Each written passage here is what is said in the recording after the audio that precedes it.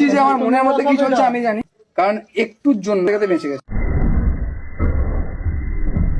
এতটা উপরে ঘরের মধ্যে উঠে কোন জায়গা দিয়ে ঢুকেছে সেটাও জানি না। গ্যাসের লাইটার সবচেয়ে খতরনাক সাপ। ওই কোনটা ভাতে খবর কোন জায়গাটা? হ্যাঁ ওই কোনটা হ্যাঁ দেখেছেন বস্তায় বাইরে যেতে হবে একদম। তো আমরা আওয়াজটাকে শুনে নিন খালি। এই জায়গাটা করে আসি, তো সেম এই জায়গাটা করে আসিও, এই যে উঠে আছে এই জায়গাটা। চলুন আমরা এখান থেকে বের করি। দিন চেয়ারটা দিন। এই ঘরের মধ্যে যখন তখন কোনো মানুষ বিপদে কিন্তু পড়ে যেতে পারে। তো চলুন আমরা আস্তে আস্তে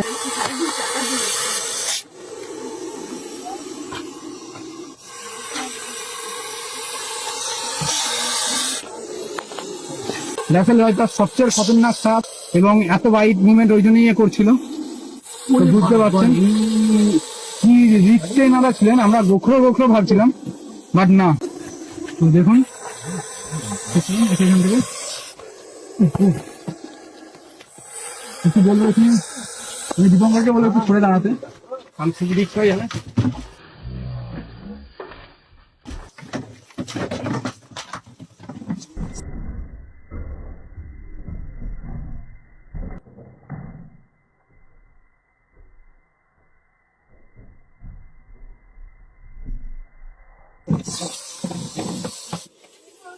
বিশাল খতরনাক ছিল, যখন তখন আমি বাইক ছেড়ে যেতে পারতাম।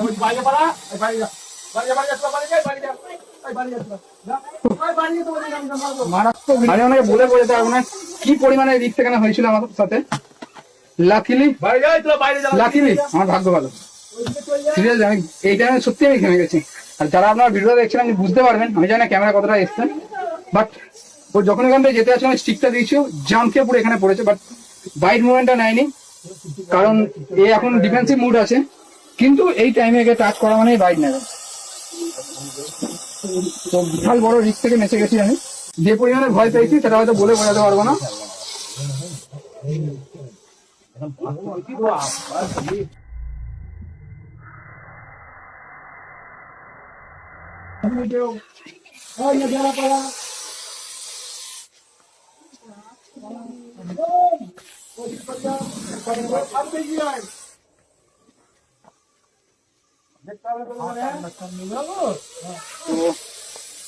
বুঝতেই পারছেন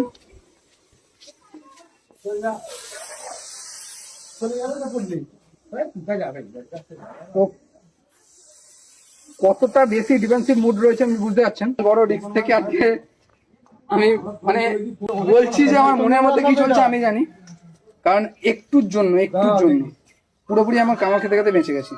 কামড় খেলে সাথে সাথে আপনাদের যে কোনো সরকারি হসপিটালে পৌঁছে যেতে হবে, যাতে আপনি আপনার ট্রিটমেন্টটা করতে পারেন। তো চলুন এই ব্যাগটা চাই।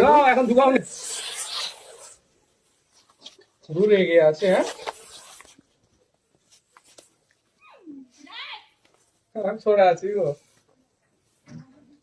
আমি ব্যাগটা বের করতে বলবো যাতে আমি এটা প্যাক করে নিতে পারি। তো চলুন বাস এবার প্যাক করে নিই। আমার মেয়েই ফোন নাম্বারটা লিখে রেখেছে। ডাকলো ফোন করে জানো আমার ডাকলো।